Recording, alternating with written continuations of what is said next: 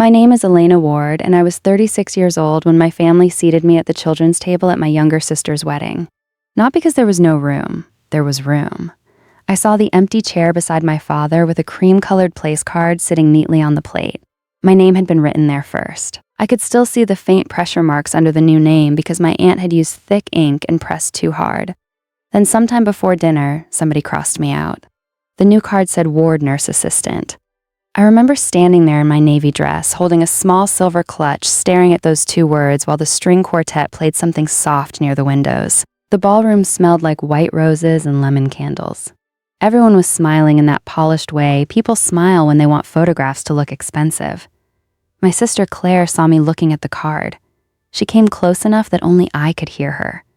"Please don't make this about you tonight," she said. "You know how Mom gets when things look uneven." I looked at her, then at the round table near the back corner where 3 teenagers, 2 flower girls, and the photographer's assistant were already sitting.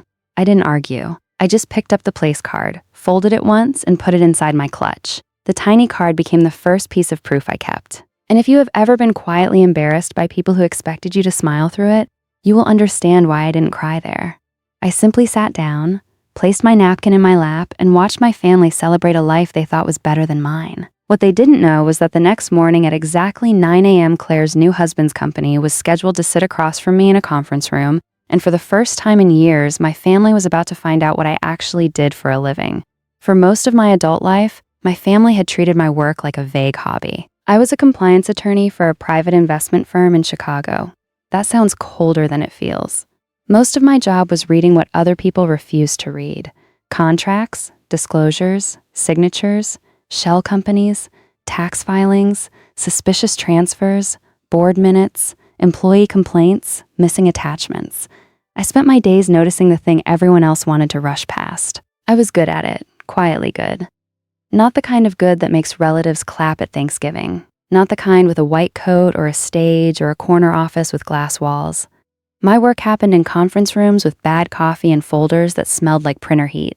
My wins were usually invisible because the best outcome in compliance is preventing the disaster before it becomes a headline. But my family liked visible things. My father, Martin Ward, had built a chain of luxury furniture stores across Illinois and Wisconsin. He liked handshakes, ribbon cuttings, plaques on walls, and men who wore expensive watches.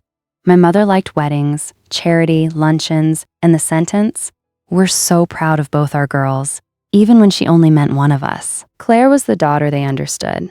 She was bright, pretty, social, and easy to explain. She worked in brand partnerships, which meant my mother could say she was in luxury marketing and watch people nod with interest. Claire knew how to enter a room. She had the right laugh, the right posture, the right way of touching someone's arm during conversation. I was not cold, but I was careful. Careful women are often mistaken for difficult women. When I was 29, I found a serious accounting error in one of my father's vendor agreements. I showed it to him privately at the kitchen table. He skimmed the pages, sighed, and said, "Elena, you always know how to make a simple thing unpleasant." The error later cost him nearly $80,000. No one mentioned that part again. When I was 32, I warned Claire not to sign a management contract with a boutique agency that had buried an automatic renewal clause in the final pages. She rolled her eyes and told me not everything is a courtroom. 6 months later, she paid a lawyer to get out of it.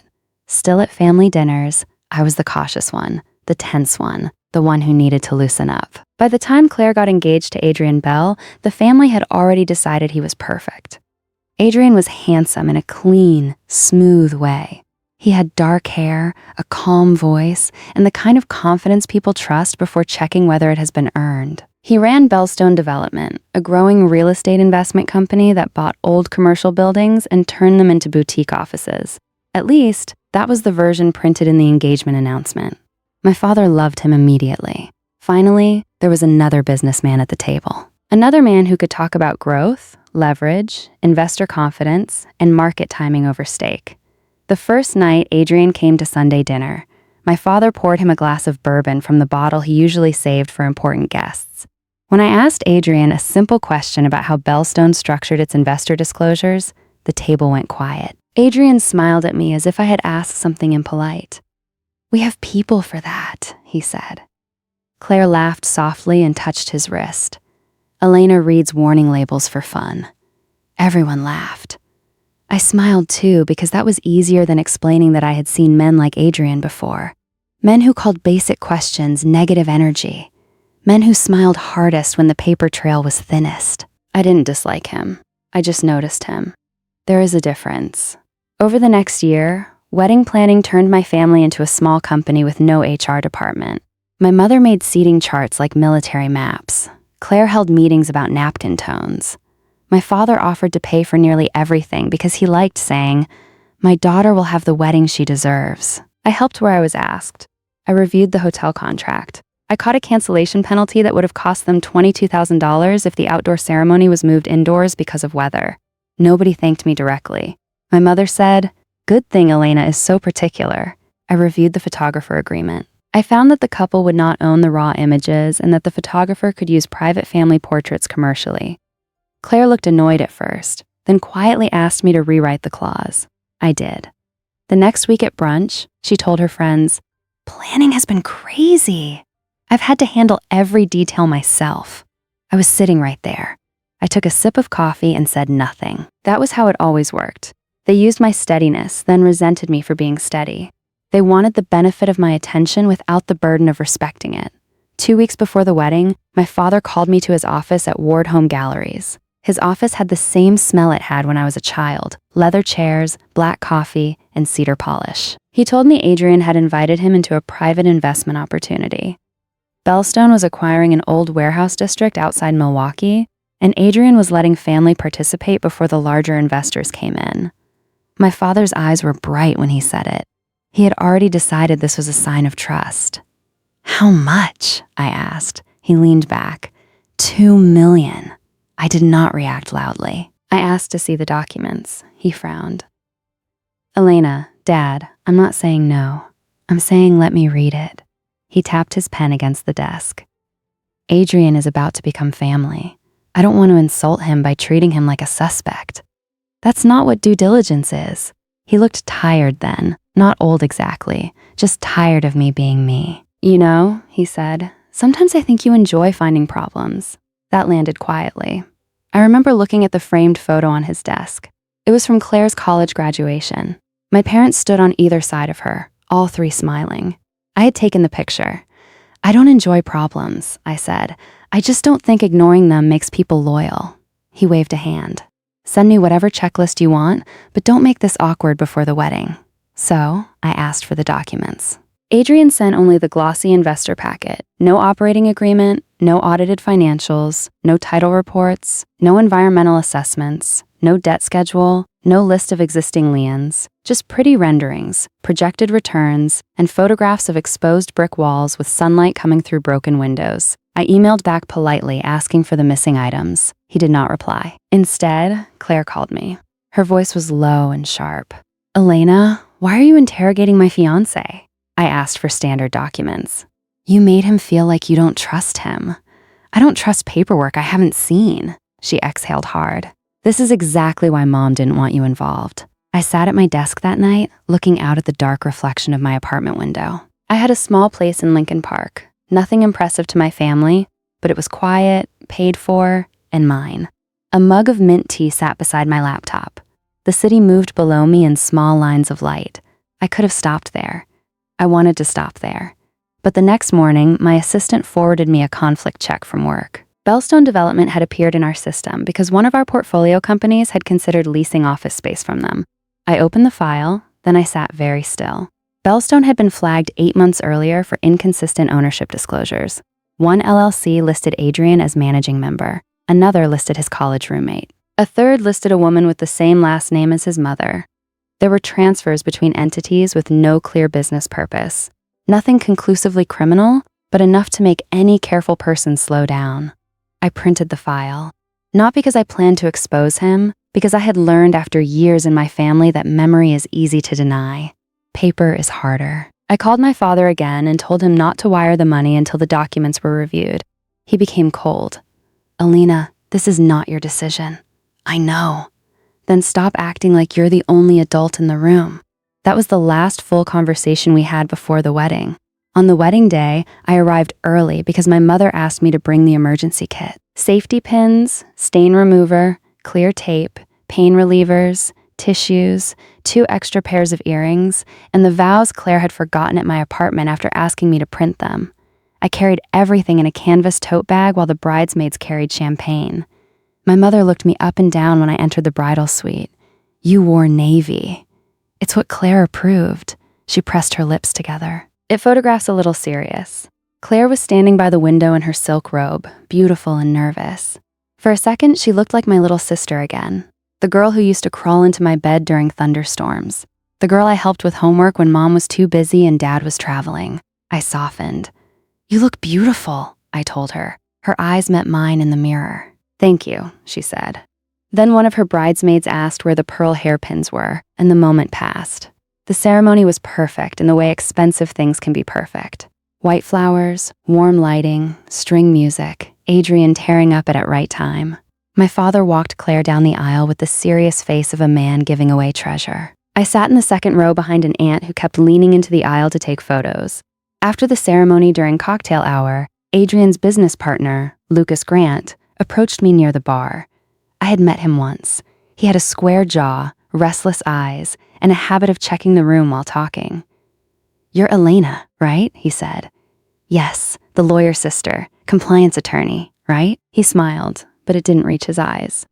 "Adrian mentioned you were reviewing family paperwork." The word family felt placed carefully. "I asked a few questions," I said. "Probably best to keep business separate this weekend." I looked at him.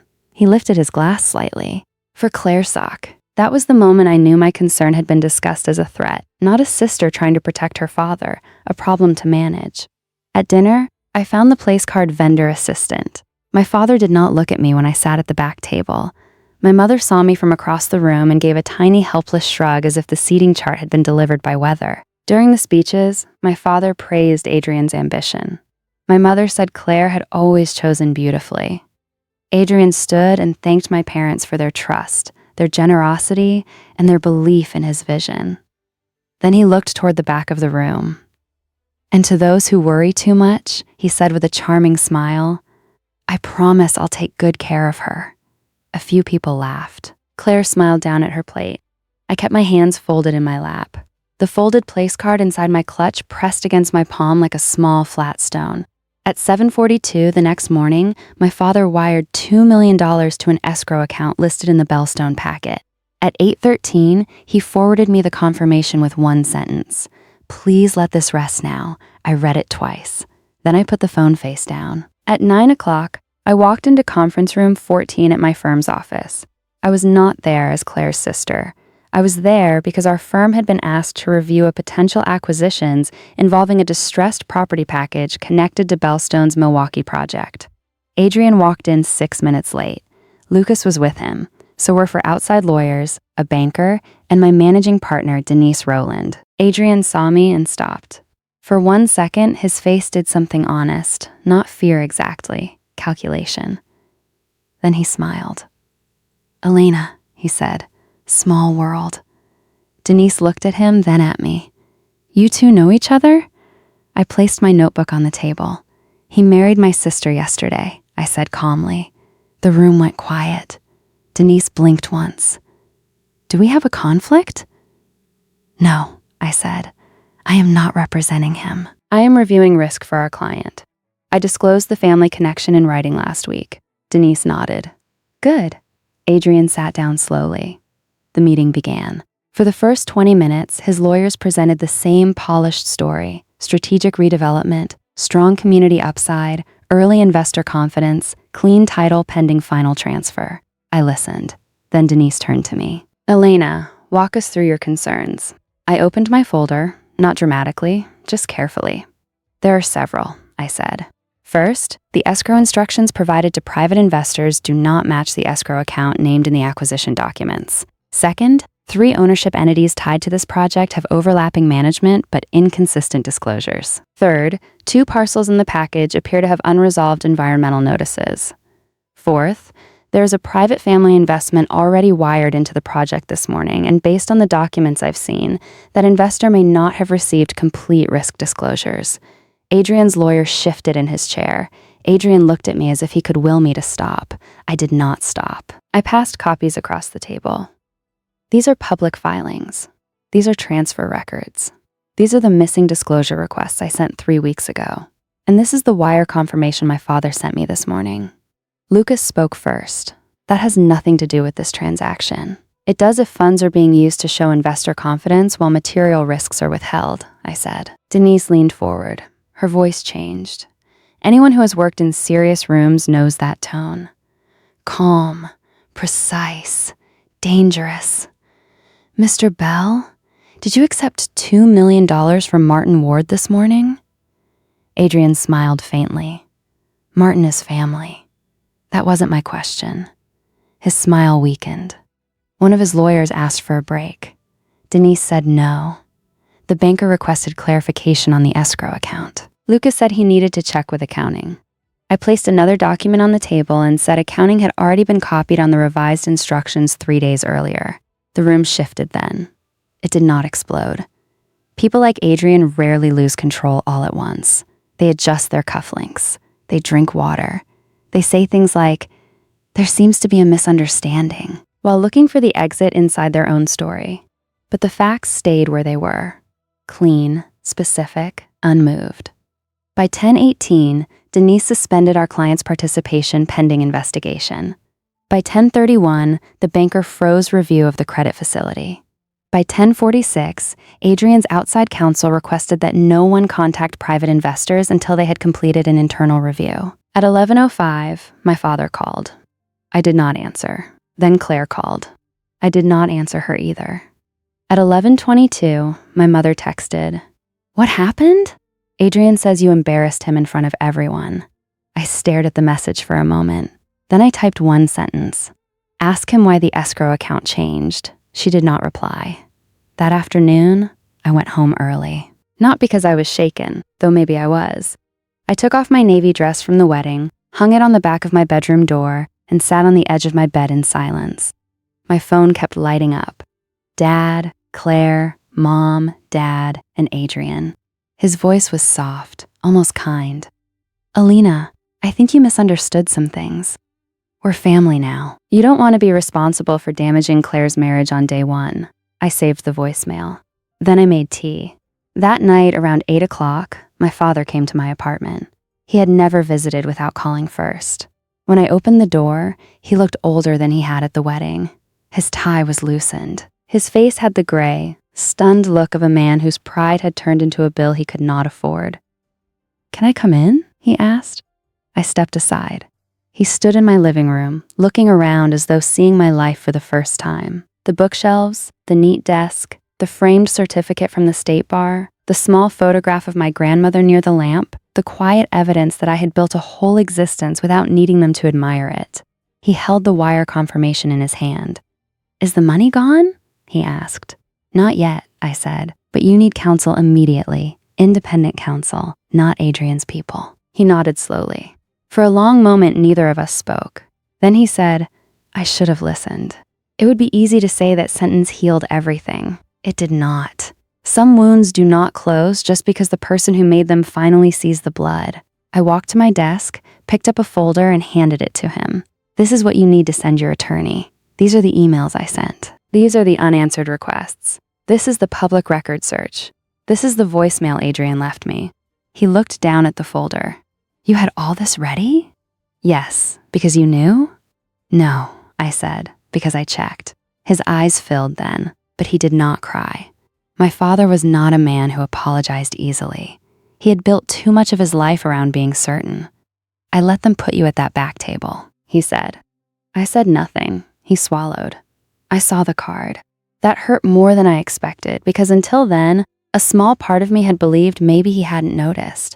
I looked at him and asked very quietly, "Why didn't you say anything?" He sat down on my sofa like his knees had weakened. "Your mother said Claire was already upset. She said you would understand." There it was. The family sentence that had followed me for years. Elena will understand. Elena will adjust. Elena will fix it. Elena will absorb the awkward part so everyone else can stay beautiful in the picture. I sat across from him. "I did understand," I said. "That was the problem. The next 2 weeks were ugly in a quiet, expensive way. Adrian tried to explain the escrow issue as an administrative mistake, then the environmental notices as outdated, then the ownership discrepancies as normal structuring. But each explanation created another question, and each question required another document he did not want to provide. My father's attorney demanded the return of his funds. The escrow agent froze the account. 2 other investors came forward saying they had received different versions of the packet. Claire moved out of Adrian's condo 12 days after the wedding, not permanently at first. She told everyone she needs space. My mother called it stress. Adrian called it interference. My father called it a difficult legal situation because he still could not say fraud out loud. Claire called me on a Thursday evening. I was at the grocery store standing in front of canned tomatoes when her name appeared on my screen. I almost didn't answer, but I did. For the first few seconds, all I heard was breathing. Then she said, "Did you know before the wedding?" I had concerns. "Why didn't you tell me harder?" I closed my eyes. There are questions that are not really questions. They are attempts to move pain from one body into another. "I tried," I said. She started crying then, but softly. Not like someone performing, like someone whose life had become suddenly unfamiliar. "I thought you were jealous," she whispered. "I know. Mom said you were lonely." "I know. She said you didn't like seeing me happy." I looked down at the shopping basket in my hand. Tomatoes, bread, dish soap, a small bag of pears. "I wanted you safe," I said. Claire cried harder. I did not comfort her the way I would have years ago. That surprised both of us, I think. The old Elena would have abandoned her cart, driven across town, made tea, found tissues, solved the next 5 steps, and asked for nothing. This time I stayed where I was. "I can send you names of 3 attorneys," I said. "You need your own, not Dad's, not Adrian's." She was quiet. Then she said, "Are you punishing me?" "No," I said. "I'm not rescuing you from the feeling of what happened." That was the most honest sentence I had ever spoken to my sister. By the end of the month, Bellstone was under formal investigations by regulators. The Milwaukee deal collapsed. Adrian's business partner resigned first, loudly blaming Adrian for poor controls. Adrian blamed the lawyers. The lawyers withdrew from representing him. That is how these things often go. People who build on image are surrounded by people who leave when the image stops paying. My father recovered most of his wire, but not all of it. He never complained about the loss in front of me. My mother tried to organize a family dinner to reset the tone. I declined. She called me dramatic. Then, after a pause, she said, "Your father is heartbroken." I almost laughed, but I didn't. "I was heartbroken, too," I said. "You still made me sit by the photographer's assistant." She inhaled sharply. "That seating issue has been blown completely out of proportion." "No," I said. "It was exactly the right size. That's why I finally understood it." After that, I went low contact for a while, not as a punishment, as a boundary. There is a difference between closing a door forever and finally putting a lock on it. Clara annulled the marriage 6 months later. The legal grounds were complicated, but the emotional truth was simple. She had married a version of Adrian that could not survive paperwork. She and I did not become close overnight. Real life is not that tidy. But one afternoon, almost a year after the wedding, she came to my apartment with a small paper bag from a bakery near my office. She looked thinner, more tired, also more real. We sat at my kitchen table. She took something from her purse and slid it toward me. It was the original place card from the wedding, the one with my name crossed out beneath Von Dern Assistant. I stared at it. "I found it in Mom's planning box," she said. "I think she kept the extras." I opened my desk drawer and took out the folded one I had kept in my clutch. Clara looked at both cards and covered her mouth. "I'm sorry," she said. I believed her, but I also knew belief did not require me to hand her my old role again. "Thank you," I said. That was all. My father changed too, but slowly. He began sending me contracts before signing them. At first, the emails were stiff, then they became shorter. Then one day, he called and said, "I don't understand Section 9. Can you walk me through it?" No pride, no performance, just a question. I helped him. Not because he deserved unlimited me, but because I could help without disappearing into the help. That took me years to learn. My mother remained the hardest. She loved her daughters, but she loved appearances with a devotion that sometimes looked almost religious. She apologized for any hurt feelings around the wedding, which was not really an apology. I did not fight her about it. I simply stopped pretending vague words repaired specific harm. The place card stayed in my desk drawer for a long time. Then, one Saturday morning, I took both copies, mine and the one Claire brought, and placed them in a plain white envelope. I did not throw them away in anger. I did not burn them. I just sealed the envelope and wrote one word on the front: enough now. When people ask me whether exposing Adrian felt satisfying, I never know how to answer because I did not expose him to win. I did not walk into that conference room carrying years of family hurt looking for a stage. I walked in prepared because preparation was my job. The truth did the rest.